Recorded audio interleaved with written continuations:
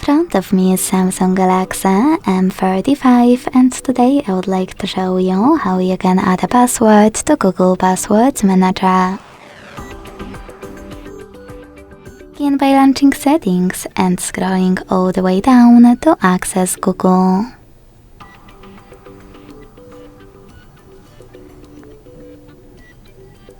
Then hit All Services. Select Autofill.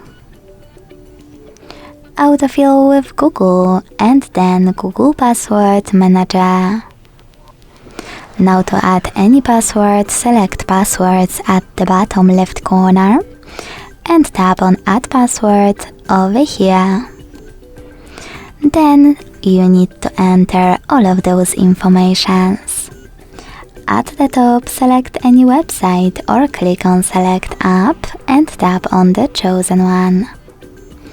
Then enter your username, email or phone number, password, and even some helpful notes. When you finished, hit Save at the top right corner. As you can see, after that, my password was successfully added.